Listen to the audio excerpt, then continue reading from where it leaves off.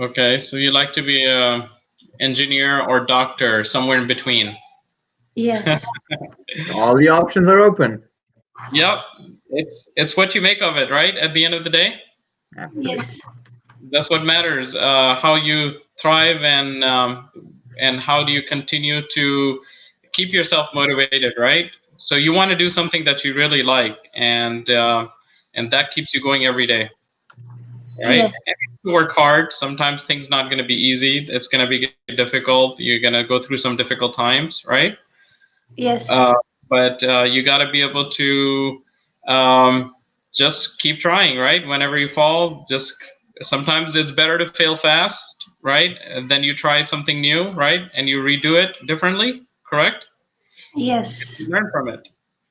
So I am Dr. Kashan, and I have been educator. I've been a programmer, also software developer, and at the same time, I've been more of in the management right now. So I do management. I work at different organizations. Specifically, STEM to Innovate is a founding um, uh, a program that really takes care of students, especially with their programming, especially with their if they need help with the tutoring and in any subjects, pretty much math, science, all those areas. We're here to help, so we can help you with those too. Cool. Prantap, talk about yourself real quick. Hey, so I'm Parantab, and I just finished my master's degree. I am very much interested in computer science. I have been interested in computers since I was in sixth grade, I guess. And I have been looking. It all started with playing games, and then it just cultivated into wanting to make one. And I've been, while pursuing my master's degree and bachelor's degree, I've been teaching students as well. It's been 4 years, 5 years since I started teaching as well. That's awesome. What are your hobbies, Usman? I think you mentioned.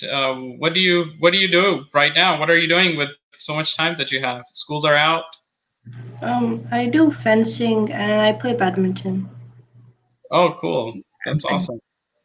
The fencing sounds pretty cool. So, what are you? Are you trying to build something in the back, or fencing as a sport, right? Uh-huh. Yes. Cool. That sounds pretty neat. So you have all the equipment. Yes. Nice. And you have to play safe a little bit, right? But I think it's pretty safe as long as you have the right gear on and Yes. it has some protective gear, right? Yes. Cool. That sounds great. So you ready to learn Python programming, coding? Yes. And have you taken a course before? Have you taken any programming code? No, but my dad, when I was 7, he used to teach me HTML. Nice. Have you created a website before with HTML? Um, yes, but it was only in the notepad, so Nice. Well, it all starts with the notepad, right? You can start with even you can create website from Microsoft Word. That's really neat. Good, good, good. So Prantap, take away. He's Usman. Your instructor mainly is Prantap, and he is going to be working with you on the programming and coding and making sure that you are successful. We want to make sure that you are motivated, and we want to make sure you continue to persist in the technology career, right? yes. Anything related to technology, we want to give you hands-on experience. We want to make sure that you there's no fear inside of you, right? Sometimes we are scared about programming and coding and some hard coding, and especially math. There's going to be some math involved in your computer science courses when you take classes in computer science. I Prantap can tell you how much math you have to take. Uh, to be honest, bachelor's has a lot of math in computers as well. Up until calculus, I mean, as long as you have taken calculus and all those parts, then it becomes easier for you when you are actually pursuing a degree in computer engineering. Hmm. So For Usman, do you programming and, sorry, go ahead. like math, Usman? Frozen a little bit, right? Hmm. I think it's the internet issue. Yeah.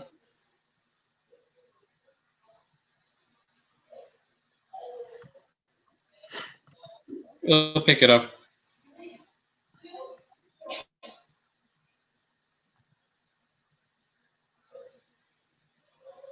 Hi, Usman. Can you hear us? Maybe we can privately. Oh, I think we lost him. Maybe he can join again. Disconnected. Yeah, I can call the parent up real quick, Mhm. make sure.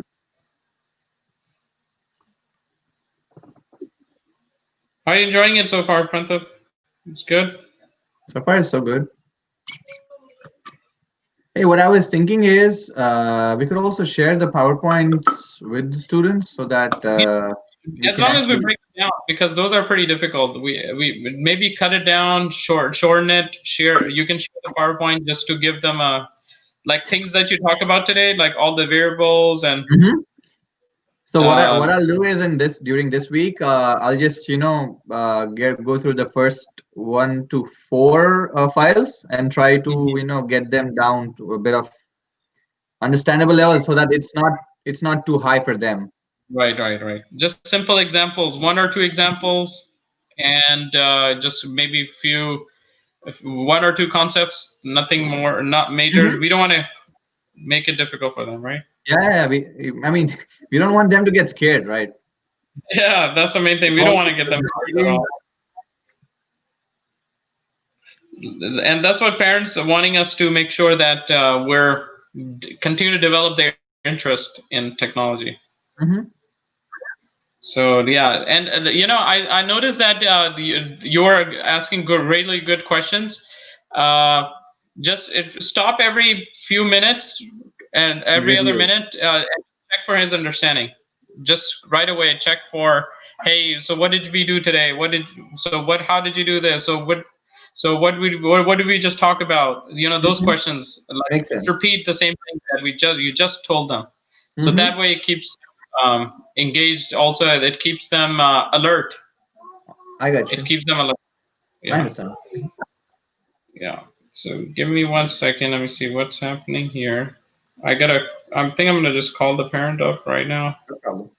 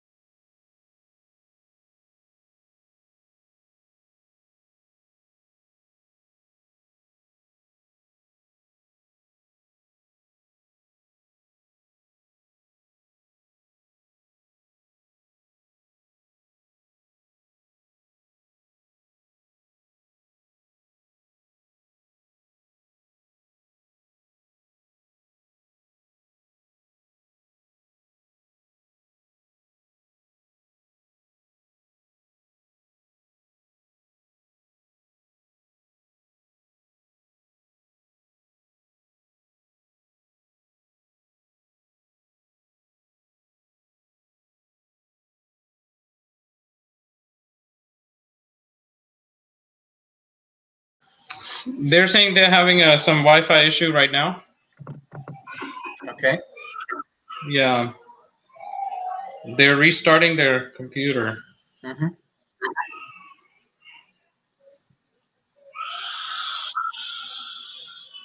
If it's gonna take long, then we might just reschedule. No problem. It's fine. Yeah, I told them we're waiting for right now. That's Mm-hmm. fine. How are things? So, what's your Saturday like? So today was just for this, dedicated to this. Otherwise, usually the Saturdays are more sort of, since everybody has their offs on this day, like Saturday, Sundays, it's weekend. So we just spend most of the day watching movies and stuff. Yeah, cool. You have roommates, right? Or do you live with some Uh-huh. family? No, I've got 4 roommates. Oh, wow. Okay, cool. So we have like this. Quite quiet. It's very quiet. You guys Uh-huh. are. Because a couple of guys are have gone out. Two of them have to drop their colleague from the company to airport, so they've gone there. One of them is sleeping, and the other one's just in the other room watching TV series. So Cool. a lot more quieter. Good, good, good. How's your family back home? Very good. Thank you so much for asking. I mean, they're quite good, quite good. The scare was that right in the next wing where we are staying, there was a case positive of corona. So for a brief period of time, there was a scare that they might also get infected, but then it's all good now. Hmm. And then I scared them with my news that I tested positive first time. So they were like, No, "Oh my god." no. Yeah, I'm sure they must be relieved. Oh, more than just relief. They're like, when I told them that the second test came out negative, my mom was like, "Oh my god, thank you so much." I mean, you know, moms how always are, right? I They know. never Of want their kid to course, go of through course. anything bad. How are your wife and kids? Kid. Good, good. Two kids. Kids. Okay, yeah. Yeah. I just remembered one. I'm not sure. I wasn't sure whether it was two. He was infant at that time. He was very little. Okay. Yeah. Maybe. Well, wait. When did we meet? I don't remember. I think it was sometime in May or June last year. Oh, okay. That makes sense. Then you probably just seen one because he just turned 1 year old. Oh, okay. That's awesome. Yeah. Yeah. But Definitely. Yeah. I think yeah. It's been. Hey, it's time is flying, man. He's already 1 year old now.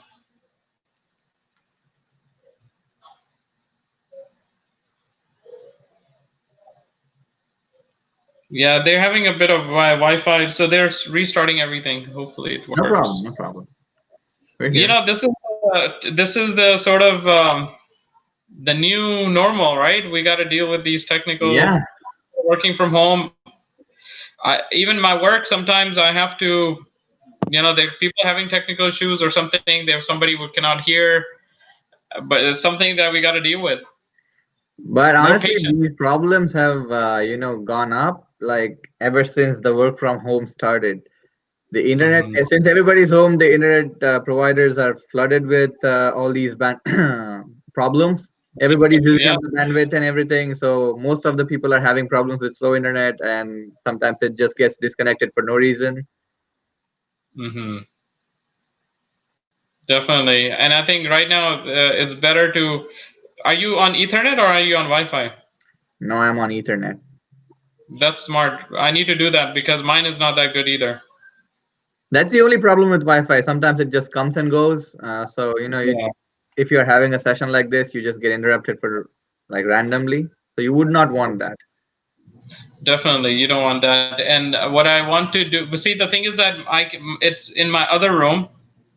I live in an apartment right now, so they didn't have that many slots to put in the cable. Mm-hmm. So, I'm stuck right now. It's in the living room, so I wish I had one in this room where we could put in the Wi-Fi, but it's I okay. mean, like if you're okay with a little bit of a mess, then you can just get a extender, the cable extender. It just lets you pull the cable for All as the long way as, down. I think, about 50 meters, Oh, okay, okay, which yeah. should be enough for an apartment.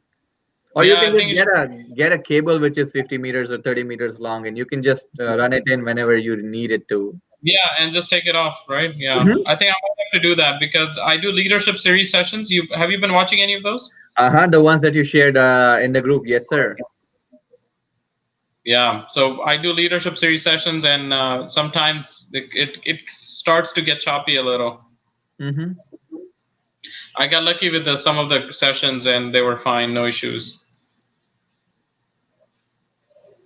So is the range okay? Like you're getting a couple of bars, 3 bars of Yeah, connectivity? like my bars are like up and down. That's the thing. It's not stable. Okay.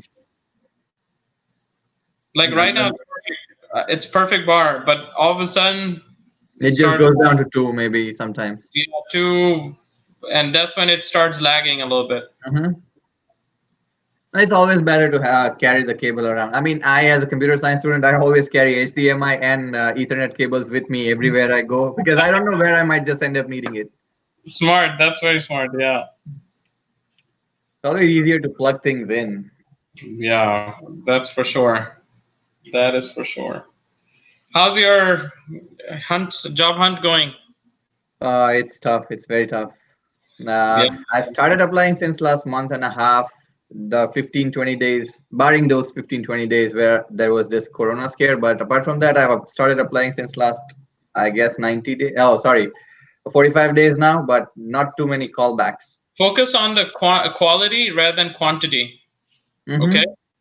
So I know that sometimes you get in the mode of just start sending resumes, but I would say just don't send.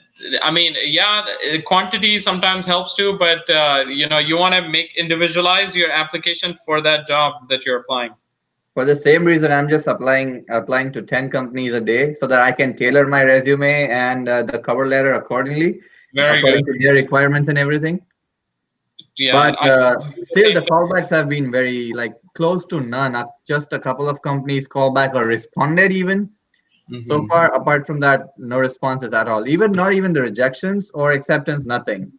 And at the beginning, don't put that you're F1 student or OPT. I think Hmm. get the call. You know what I'm saying? That's very important. I mean, once they do realize the potential, then they can Mhm. you know come up with some solution for the OPT and F1 holders. I think their student is here. Let me add him here. Okay. Oh, yes.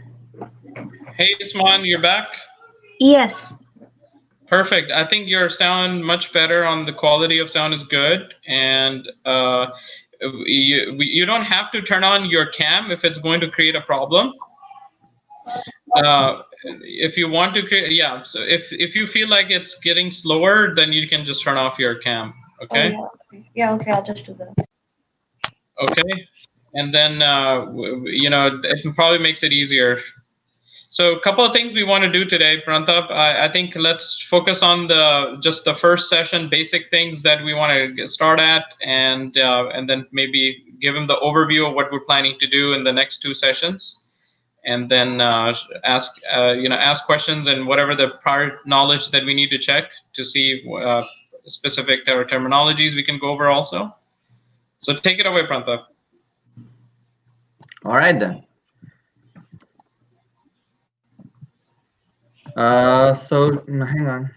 We can just share my screen if possible.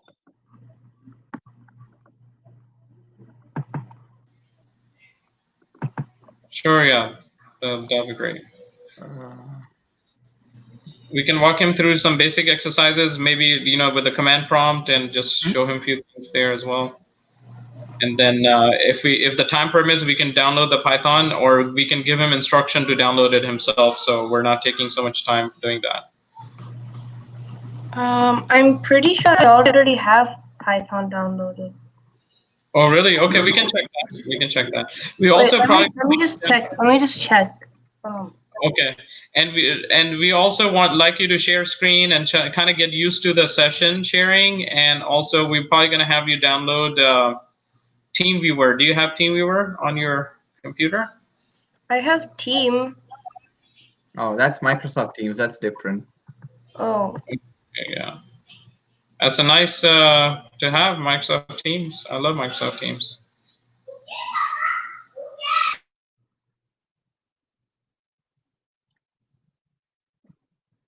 All right. So, okay. Looks like my screen is being shared. Okay. Yeah, it's your screen. All right then. is it Python 3.6? That works. Yep. Okay, yeah, I have it. Perfect. So he has Python. Now all we need is the team viewer. And if do we need to download Jupyter today or Notebook Oh, no, we can and do it in the next session. We can do it in the next next session? session. Perfect. He may already have. You never know. You can ask. Mm-hmm.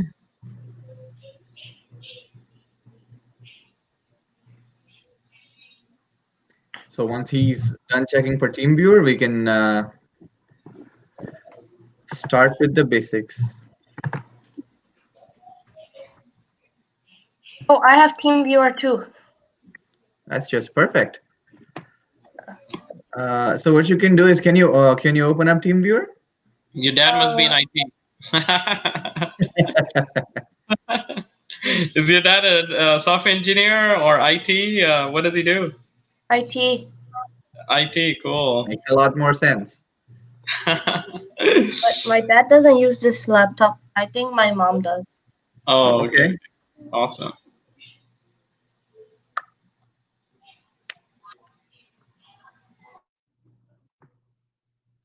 Okay, it's opening up. Okay. So when it does open, you're gonna see a section called Allow Remote Control, and there you're gonna see your ID and password. So if you can just type in your ID and password to the chat window on the right side. Okay, yeah, it opens. So what do you want? Partner ID?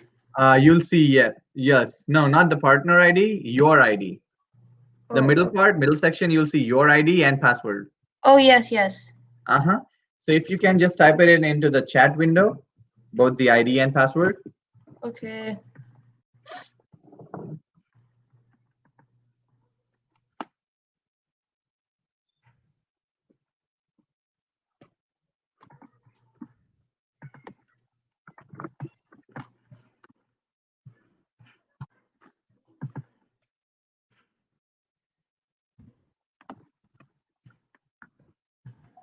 Okay, I did it.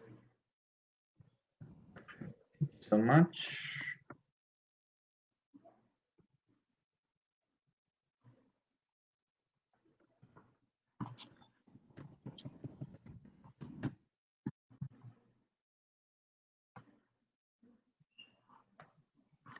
Okay, one last thing I'll need you to do is, can you click here where my mouse is? On the audio part, the headset. Yes, yes. Okay. And in the options that pulled up right now, mute the microphone and the speakers both. Okay. Yes, they're both muted. Perfect. Just so that my voice won't get echoed. All right then. Now you can switch. So I have the remote connection with your computer now. So what I can do is I can access it from my end, and Oh, this will yes, be very yes. helpful when we start programming, when we start learning Python. Okay. For now, you can just open up Chrome and the StreamYard tab. StreamYard tab? Oh, Uh-huh. yes, yes. And you can switch on to my screen. Okay. So what we'll do for now is get started with Python, the basics, and we'll talk about Python, what exactly Python is, and a little bit of basic. All right. Okay. So can you see my screen? Yes. Perfect. So session 1. So have you heard about Python? Yeah. Okay. So what have you heard about Python? Like where it's being used, or it's a programming I think language? Go ahead. it's used in AI, right? Yes, it's used in AI. It's actually used in a lot of stuff, a lot of places.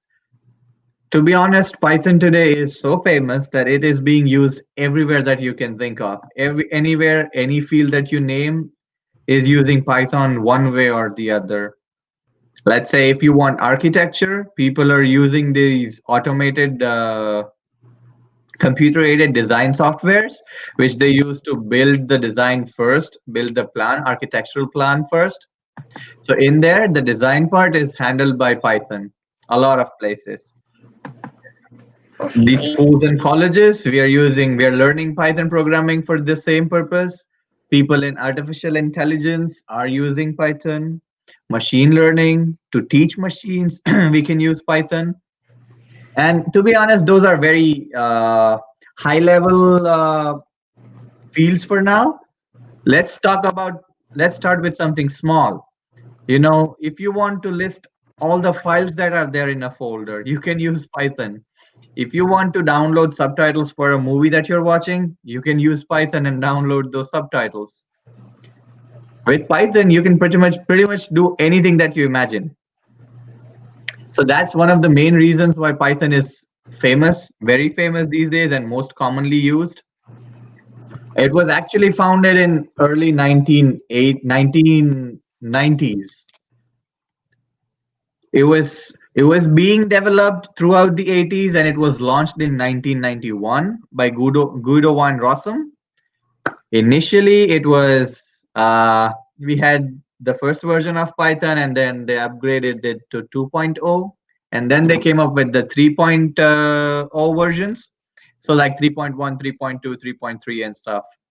But what they did was they were developing the version 2 and version 3 simultaneously, which got a little confusing for the users. If I was learning Python, I got confused between the functions that were used in Python 2 and Python 3.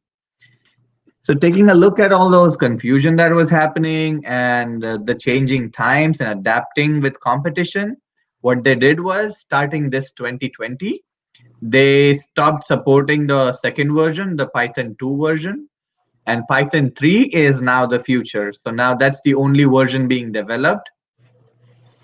And Python 3 is what we're going to use. It's already installed in your laptop as well. Okay, I'm sharing my entire screen. Okay, no problem.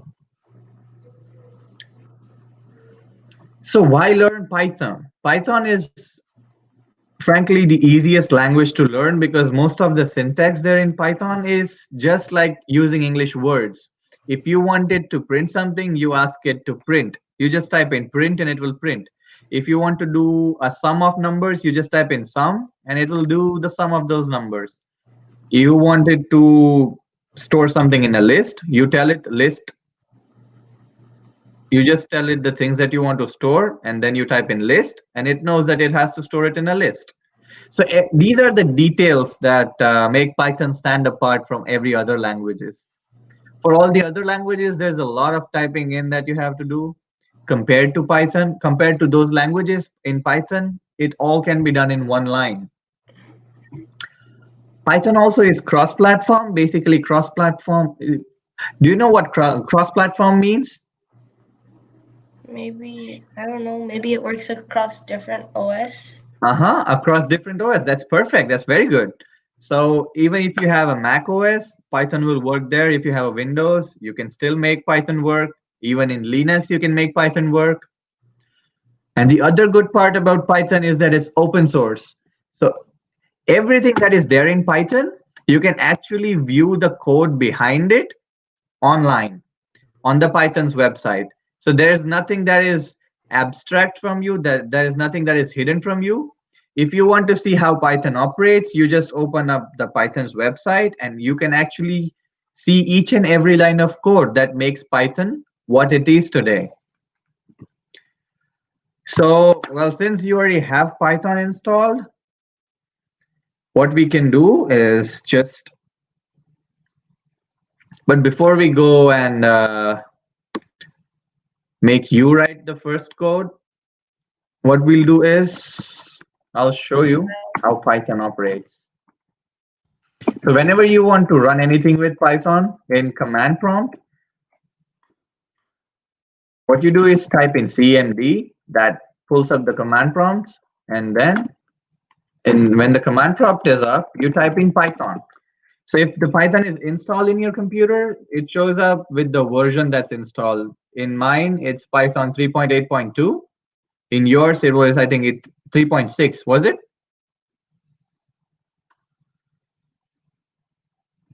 Can you hear me? I can hear you. You might be on mute. Usman, can you hear us? I think we lost him again. Okay, he's back again. Sorry, the Wi-Fi here is really bad. No problem. Okay, but I heard everything that you said.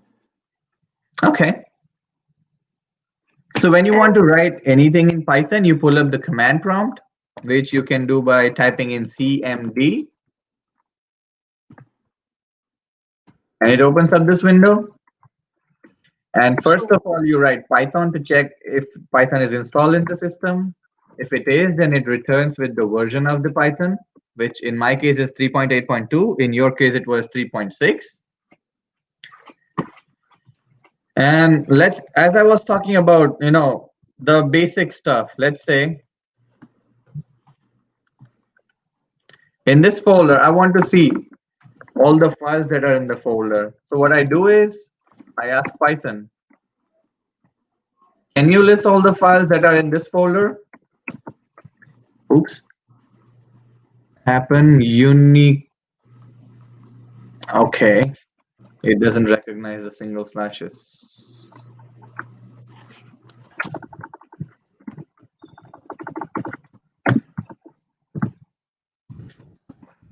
The main reasons, not use command prompt. Here we go. So I just asked Python to list all the files in the directory, and then I told Python the directory that it has to look into. I pass in any folder, and it will just go through the folder and give me all the files that are there in the folder. So here it says there are 4 folders: lessons, Nate, story. As you can see, there are 4 folders. Now, if we try it in some other directory, let's just say we try this directory, a different directory, different results.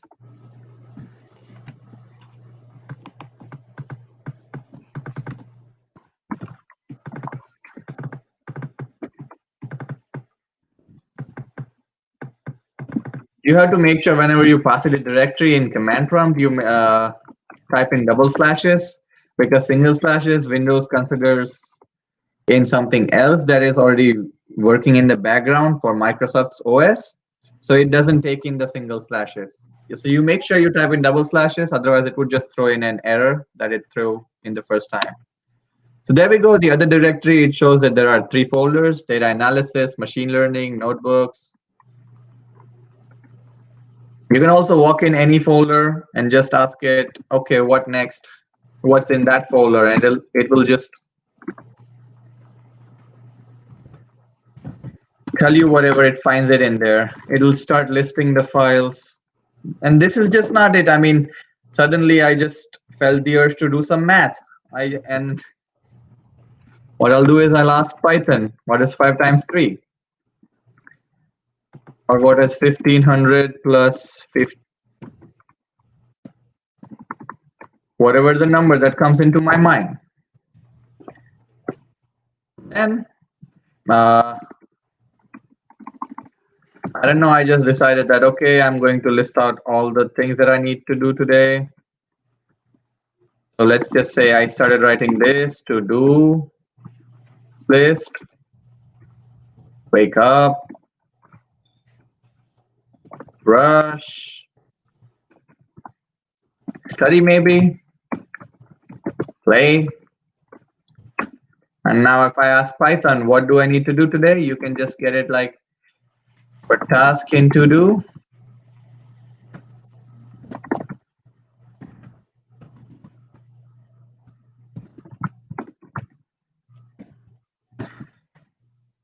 Indent expected.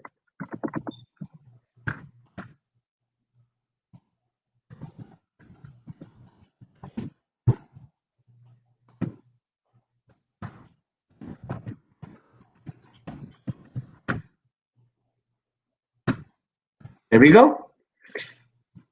It lists up all the tasks that I have to do. I mean, these are just the basic examples where we can use Python in daily lives. Python is such a simple language that anybody can learn it, and then it gets complex that it can also be applied into the fields like machine learning, teaching machines to learn, even the flights that take off for NASA. A lot of their code can be written, is in fact written in Python. Also different complex programming languages, but with Python as well. Moving on. Oh, I would also like to show you. So ask Usman if he has any questions or anything. Usman, do you have any questions so far? I do have one question. Sure, go ahead. So I saw you type in the same code like 10 or 15 times before it worked. Was that just a bug or does it normally work? Sorry, where? Good question. So I think you were getting some error, right? So he was just wondering. So I typed in the code to remove the error. That's what I was telling you about. The slashes, if you enter single slash, Windows considers it for something else, so it doesn't run. It doesn't allow the Python to run the code. So I told you to make sure that you always type in the double slash. And the second error that we were having is one of the most basic concepts of Python. So in any other programming languages, if I were to type something like this and then something like this, and then something here, let's say I'll just type a code. System public void some programming words. Now here, in any other language, this is fine. You give extra spaces anywhere, and all the programming languages are fine with it. But with Python, Python is a very strongly typed language. So any extra space in Python is considered as an error. So when I was writing the for loop like this, for task in to do, that's what I wrote. And then I wrote print task, just so that the tasks would get printed. But what I forgot was to indent it. Now that indentation is absolutely necessary when you are typing in Python. If I forgot to do that, then Python doesn't know that what the task it is supposed to perform. So we'll go through the indents and the spacing once we start writing the code, but that was primarily the reason why I had to type in that code again multiple times to make sure that the indent was correct. Good question. It was a very good question, and that was sharp noticing. You were very quick to notice that I typed the code multiple times. So we can start typing in Python codes in any of text editors that you have. Since you're using Windows, you would probably have Notepad, right? Yes. Yes, so we can start writing Python code in Notepad as well. That's the beauty of it. You don't need extra other softwares to write the code in. You can just start typing code in the Notepad and Python code still recognize it. Python will still recognize it. So now instead of going into all the syntaxes and complicated jargons, what we'll do is start getting some hands-on experience. So I'll just stop sharing my screen here, and I'll switch to your screen. Okay, so you were following along, I guess, with me. So Usman, you want to turn on your webcam also time to time, so we want to make sure that we can also see you as well. Yes. Okay, good. So I see you were following along, and that's why you asked the question. So you're having some kind of error. Yes. Let's first check that out, and let's solve that thing. Okay. So for task in to do, okay. Invalid syntax. So what I'm going to do here is check whether to do is there. Okay, so that's one of the first errors. In my code, if you see, I defined what to do was, like I wrote in all, oh, sorry. That's what I did was first I defined a list of tasks that I needed to do, right? So let's say wake up, brush, do other stuff. This is how I defined to do. And then I wrote the code of for task in, okay, go ahead and type, sorry. No, sorry, that It's was all right, an you can go ahead, no problem, you can go ahead, don't worry about it. No, I did that on accident. So Oh, okay. for task and sorry, in to do. Uh-huh. Then you have to write okay, a colon, and then you press enter. And now you write print. And what do you need to print? You need to print the task. So you type in task. That's it. Oh, I forgot to add these. Sorry. The parentheses, yes. Then enter. It says invalid syntax. So where did we mess up? We messed up a little bit here. Everything that we did here is correct. I'm just going to write that. But when we write print, print itself is a function. So we write the parentheses after the print. It says print the value. So value is task. And this is how you write it. And now when you press enter, go ahead and press enter. It didn't execute. Okay. See? Yes. There we go. So now it gets printed. You're using the Python shell. Okay. I have a different Python. No, it's the same one. Oh. So yeah, you can. The one that you opened up was correct. You can start coding in Python with that as well. See, I have this one too. What's the difference? Between which one? The shell and the bit or something like that? Oh, the bit is just the architecture of your computer system. So when it says 32-bit, it means that it can it can execute, let's just say, in simple terms, 32 instructions at a time, 32 lines of code at a time. Actually, on machine level, there are two types of machines, 32-bit and 64-bit. So 32-bit machines can execute lesser number of instructions in one at once, like in one time. So this just shows that 32-bit is the architecture of your system. And the only difference between these two, the shell is where you can write the Python code. Okay, so you're asking this IDLE and this, right? Between these two? So the IDLE is where you write the Python code. Wait, so each bit is one line of code? Not really. I just tried to simplify it so that you would understand it. Each bit is where a certain amount of data is stored in the computer memory. So each bit is able to store some amount of information.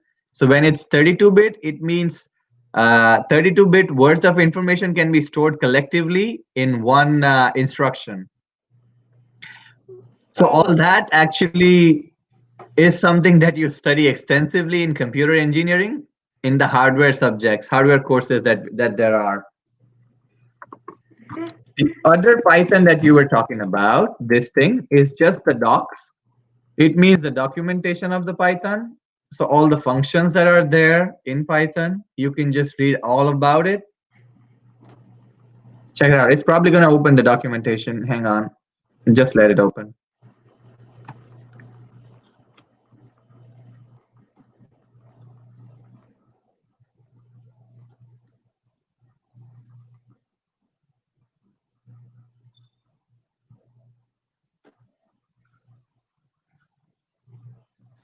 Usman, you're in 8th grade. It looks. Yes, Oh, okay. Are you going to 8th grade, or you just completed 7th? I'm going to 8th grade, You're going to 8th grade. Okay, cool.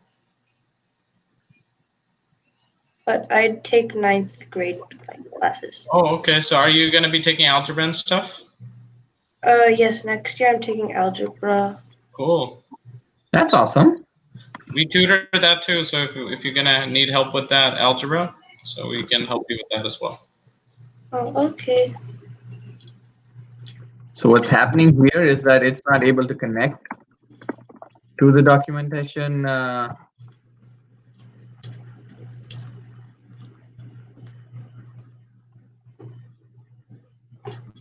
Oh, there we go. So when I click the docs, it just has this, it's kind of a reference book for you. So whenever you are using the function and you don't know what it does, you can just come here and search for the function. Let's say, for example, we used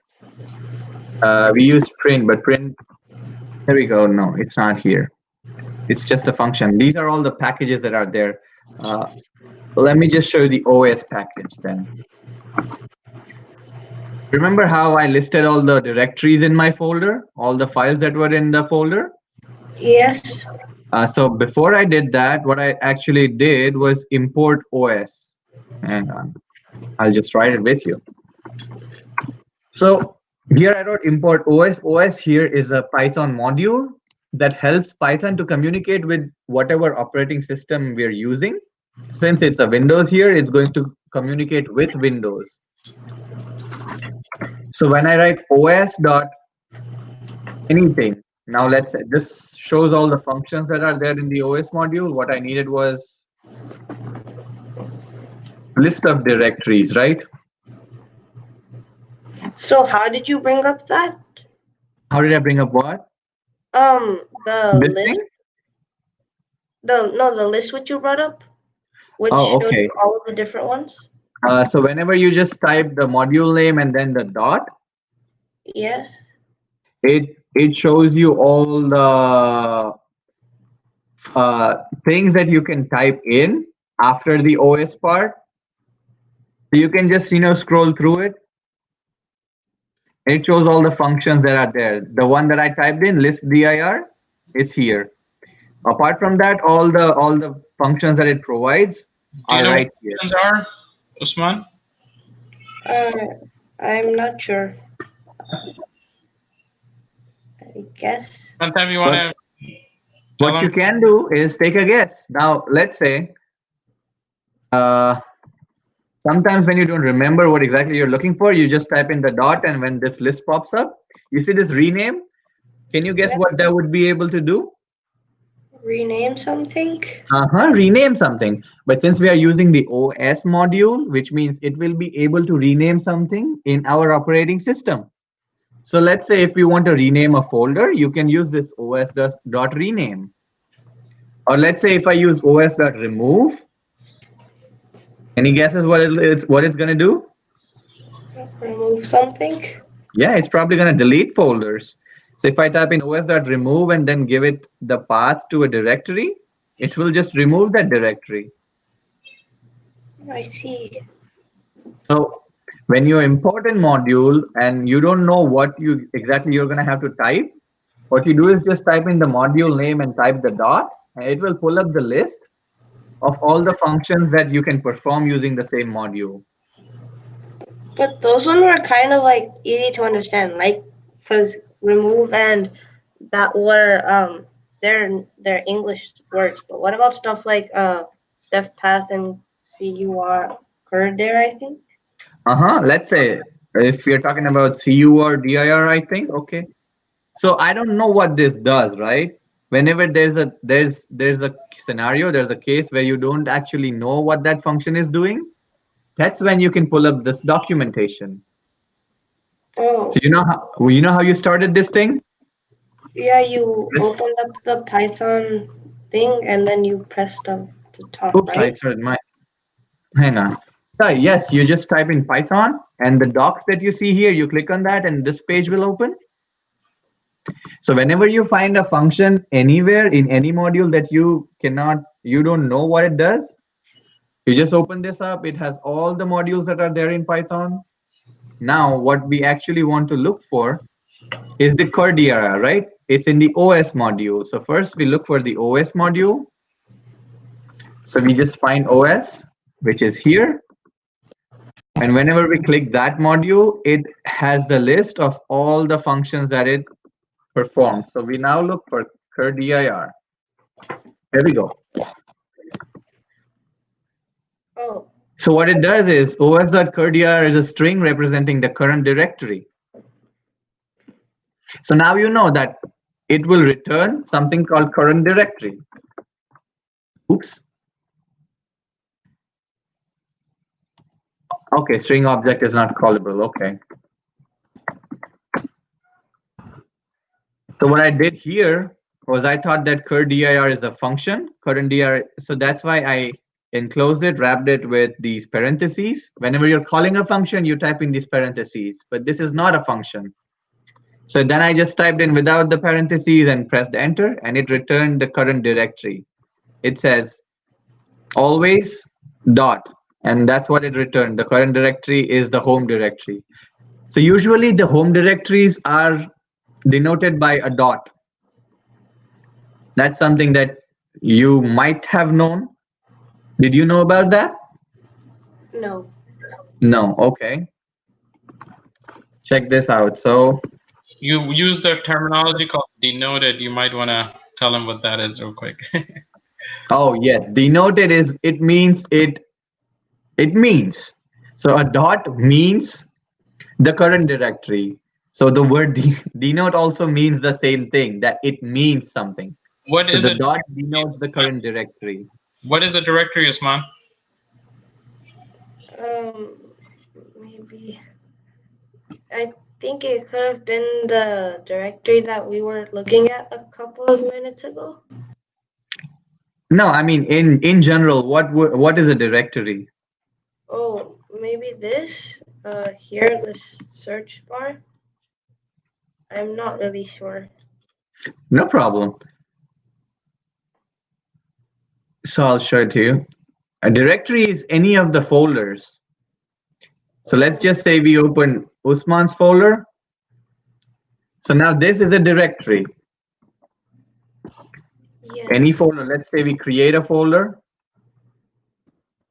called Usman here on desktop. So now this is a directory. Oh. So directory is basically any folder in your operating system. So I hope you're taking notes, Usman. We're going to be asking you about all the terminologies that we're using today. So onto the next, before we start the next session, we're going to ask you just if you could recall these terminologies, okay? So directory means folder.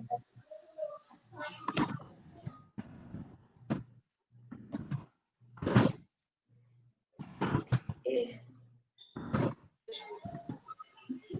Prantav, do you want to get him to write some? I think is he using already? Like, did he write some code today? Yes, he was following. Okay, perfect. Whatever I was typing in my system, he was trying to follow in his. Okay. But what we're going to do is make him write a very simple code. Awesome. So Let's get excited a little bit with the hands-on, and then eventually we'll take on to the next level next time on the next session. I know we are almost about 10 to 15 minutes away from close of this session, so we can certainly take it to the next level. But yeah, continue, guys. Thanks. all right.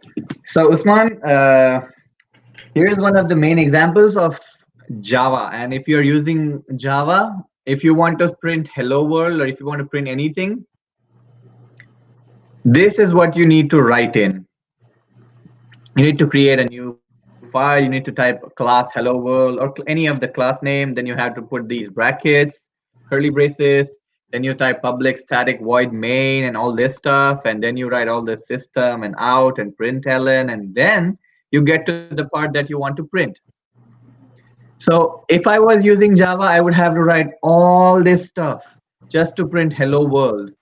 And that is one of the main reasons why Python is used so much. if you want to print something in Python, you just write print and whatever you want to print. So would you want to go ahead and type in print?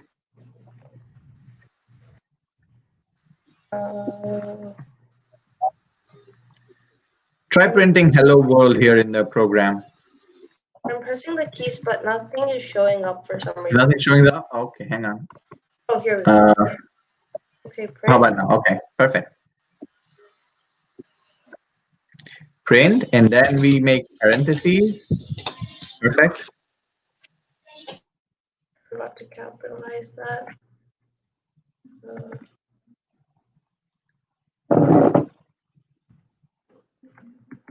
Do I have to put quotation marks around it? Well, let's try without the quotations first. What do you think would happen if we tried it without the quotations? It might. Would there be an error or something, or would it be fine? I don't think it will work. Okay, then let's just test it. Press enter. Yeah, syntax error. Syntax error. So then why, if we put it with quotations, would it work? It will probably register as a word. Perfect. Now that is very good. So when just type it in, and then I'll show you what it actually does.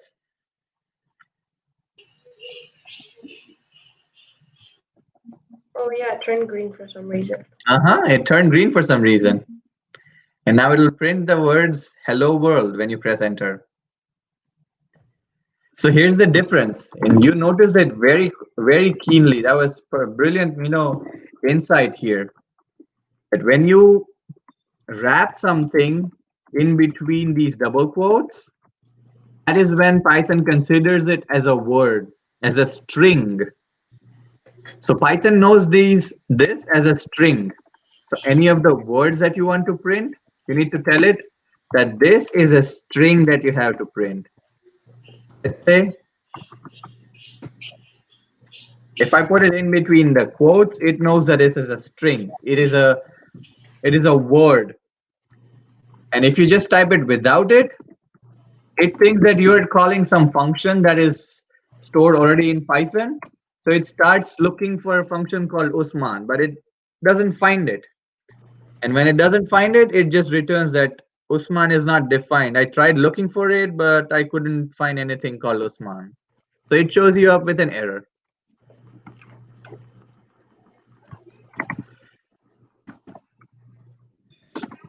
So what you did was just write your first Python code, and also knew that if you don't write the double quotes, then you wouldn't be able to run it correctly. So that was very smart. So all of the colors are not random? No, they're not. What they're doing is they're showing you that these things are different. Now, whenever a color like this shows up, it means that you're calling a function from Python. Whenever red color shows up, you already know that red's not good. That's an error all the time. Yes. What does the orange from import mean? It means that you're bringing in something that you don't actually have access to right now. You need some extra help from something else, from the modules that are already defined in Python, but you don't have access to it right now. So hang on, I'll show you that as well. You remember the os.curdir, current dir, right? That's one of the functions that we use here. Yes. And it returned dot. Now, it worked because we had imported OS. So when I want to communicate with the operating system, I imported OS. What happens if I write the os.curdir without actually importing it? It shows an error. It says that OS is not defined. So what is OS? OS is a module that comes with Python. It's a helper function. But when you want to use it, you actually tell Python that we are going to take help from your function, from your module called OS. So now it knows that it has to look into OS whenever you type a function name. Let's say we type the function name called curdir. But now when you told it that import OS, it has loaded it in the memory. So now when you type os.cur.dir, it would not show you the name error saying that OS is not defined. You see what I'm trying to, you understand what I'm trying to say here? Yes. So whenever you import something, it's going to show up as orange. Now, these colors are only limited to the Python IDLE here. The integrated development environment is known as IDLE, the shell that we are using right now. It is known as the integrated development environment for Python. So whenever you install Python, it installs this shell where you can write Python code and execute it. So this, if you write the code here, you'll see all these colors. I'll show you the difference. Let's say in the Usman folder, I create a notepad file.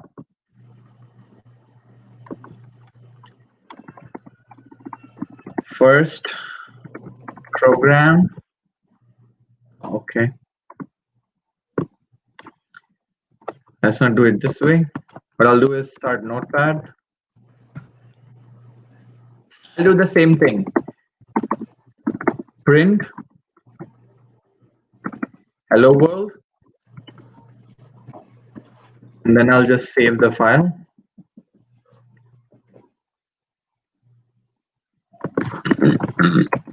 In the Usman folder with the name firstprogram.py. You see, I wrote .py here after my file's name. Yes. So do you know why I wrote the .py thing? For Python? Yes. So that the Windows, the operating system knows that this is a Python file. That's why I ended it with .py. That's the extension for Python. And I save it. So you already know a lot of stuff about this operating system and all these things. That's very good. So what's Pycharm?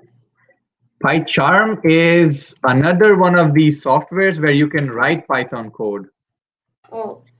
Just like the shell that we were typing things in, that was one of the environments in which you can write Python code. Pycharm is one more such kind of environment where you can write the Python code and run it.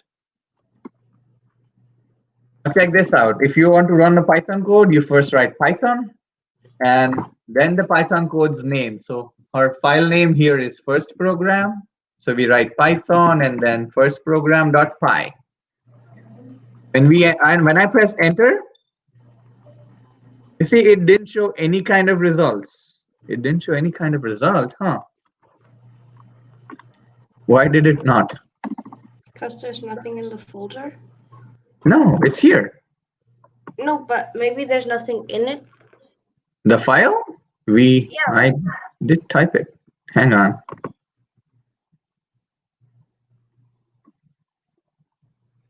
Other options.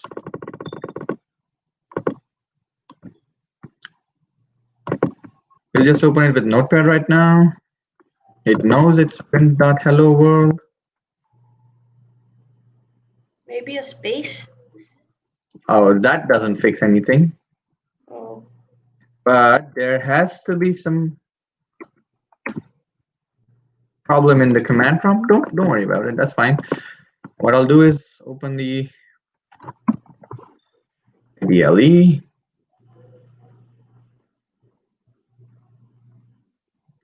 It will limit me to this directory. Oh, okay. I know why it didn't work. Hang on. I'll tell you why.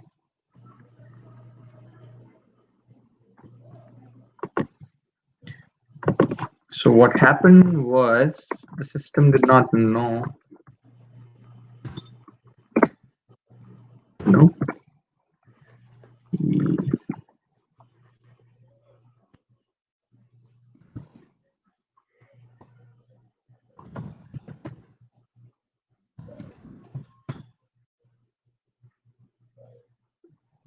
This is kind of off topic, but how do you do that?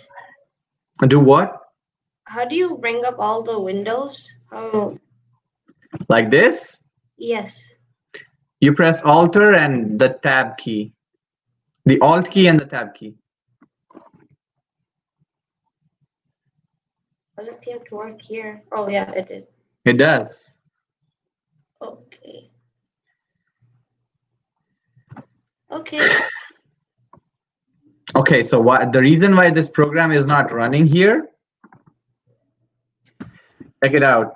When I type in Python here, nothing gets returned. Otherwise, when you type Python in there, it returns the directory. It returns the Python version, right? You Yes. remember how the way it returned the Python version in my computer? Yes.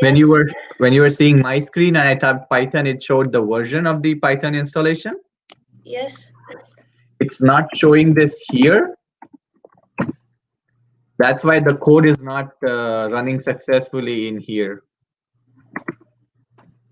So Python is still installed in your system. It's just not the command prompt is not allowed to touch the Python. It doesn't know where Python is, what Python is. So what you have to do is actually add the Python path in your directory. It's nothing that you need to worry about.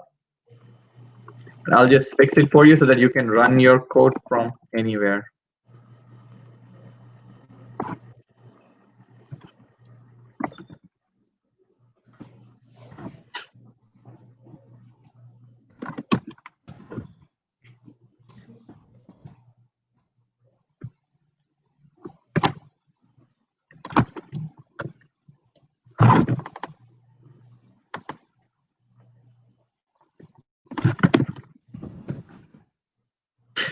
So while I do that, why don't you just walk me through what we learned today, what we discussed about today?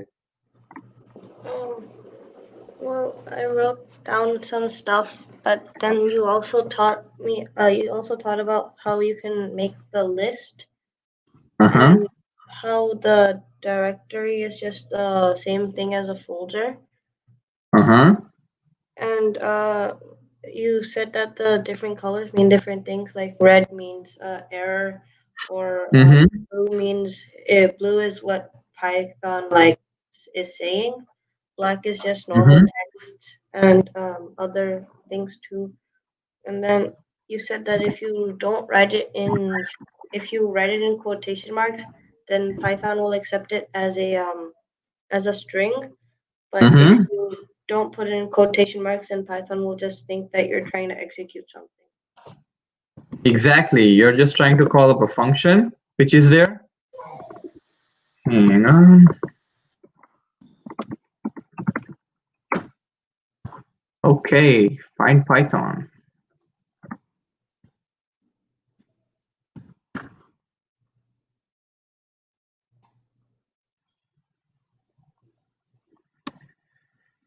Okay, C users, Sumi, app data. Okay, that thing's hidden.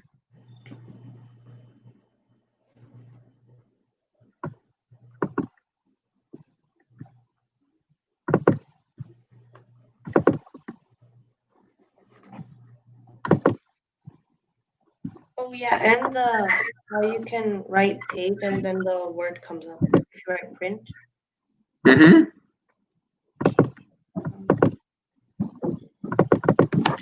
Okay, so we have app data, local programs, Python.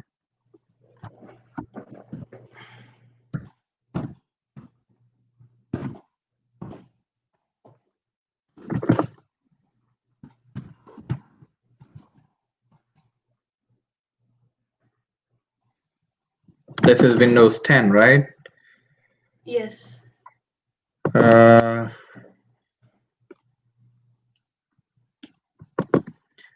Just 1 minute, it's gonna get fixed.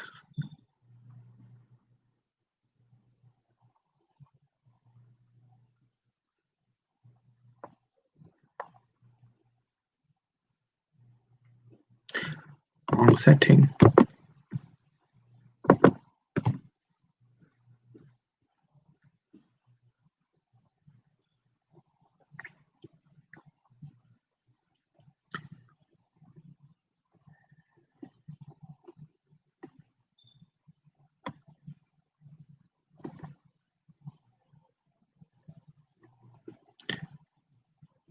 All I need to do is just. Off because from here it seems like it's lagging. Sorry? From the view that I'm having right now, it seems to lag, so I'm going to turn the camera off. Is that okay? No problem, no problem. Okay, I'll just do that quickly. Okay, continue.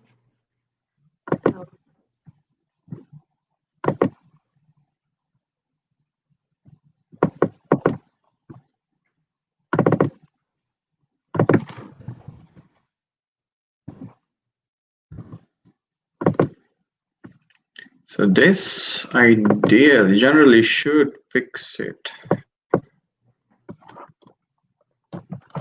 So I'll just go to Usman, go to CMD, I type Python. Nope, it's still not executing. Okay, then I'm gonna have to take a look next time when we are here doing this. Why don't you just try to do what you're trying to show me? Why don't you just screen mirror your screen so I can see? Perfect. I'll just do that and then we'll end the session. Hang on. Dr. Ishak, can you just switch it to my screen? Oh, it's already there. Yeah, I think you already are sharing screen, yeah. Perfect. So this is what I wanted to show you. I'll just create a new Python file here. Just to create a new notepad file. First program.py.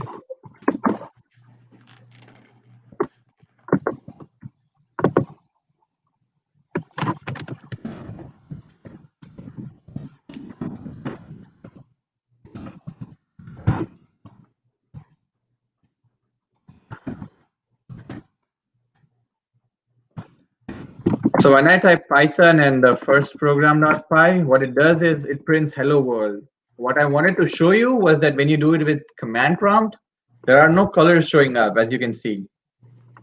So those colors are only limited to the IDLE, which we were using. We were typing the code in the default Python programming editor.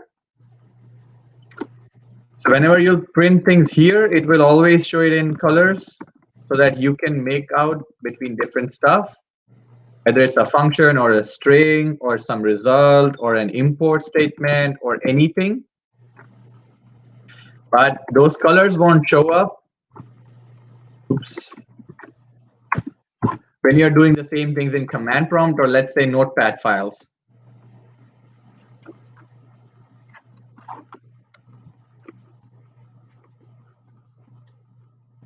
So just to review,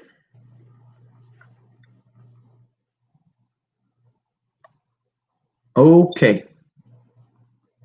Since my screen is being shared, that's going to happen. I'm going to end the session on TeamViewer. Okay. And we'll switch here. So just to review what we did today, we talked about where Python is used, why Python is used, why Python is more preferred everywhere. We also learned about printing statements, and we also learned about importing stuff. We also learned about how to open the documentation. You also pointed out a few errors and asked very good questions because you were very keen and paying attention to what was happening on the screen. So talk to me. Is there any other question that you have for now? No, not today. Okay. Thank you. So tell me, how was it so far? Did you learn anything new? Yes, I learned pretty much everything new. Okay, and did you find it interesting? Yes. Awesome. So before I go, Interesting. Usman, what do you find interesting? go ahead, sorry. I found a lot of the stuff interesting on how you could, on how the program automatically recognized anything that you do. And a lot of the other stuff was very interesting. Well, I'm glad you enjoyed our first session today. Python programming. We definitely want to take it to the next level next time, and I'm glad to see that you were pretty hands-on today already. So great job there. Thank you. Awesome. Just one more second. Sorry, go ahead. I mean, I was just wanting to get connected to him. So, Usman, before we end this session, I would like to leave you with this little small Python game, which I've written, but this will open it in Pycharm. Open with. I'll just select Python ideally if it's there. Sorry, Dr. Ishak, you can go ahead and talk. I was just basically saying that great job, Usman. You did really well, and I'm glad you liked the session today. And we want to give you better and much more experience next time. Cool. Okay, thank you. Take care. So, are you sharing something, Prantap? I think you're sharing something, right? I'm just sharing one Python game. Okay. For Usman to take a look at.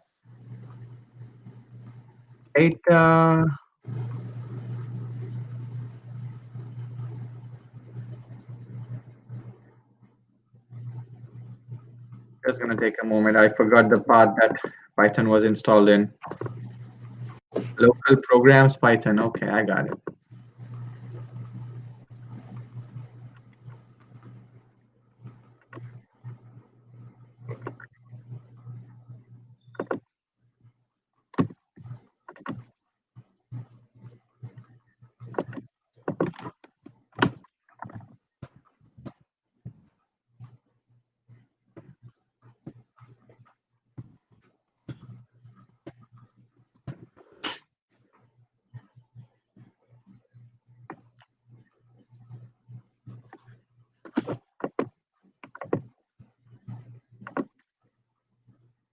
There we go.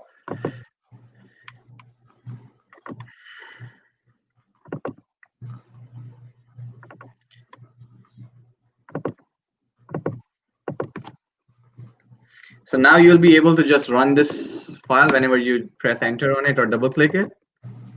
It's a simple game that I created. You can check it out whenever you have time. Okay. Completely with Python. Just wanted to make sure that you see this and understand that you can do anything with Python. There we go. Over to you, Dr. Ishak. Thanks, both of you. Really appreciate y'all's hard work today and engaging each other. And I think that was really good to see that Prantap, especially that you're challenging him and ensuring that Usman is understanding. That's the main thing. So that's really good. Let's continue next time. Same time works. I think 2:30 is a good time, right, for both of you? Yes. Awesome. Sounds great. So we'll connect next time then, guys. Appreciate it. And we'll share like a PowerPoint also with some terminologies as well, so that you might want to review as well prior to the next session. And that way everybody's aligned for the next session. Okay. Okay. Awesome. Take care, guys. Thanks. Bye bye. See you next week. Bye bye. Bye bye now.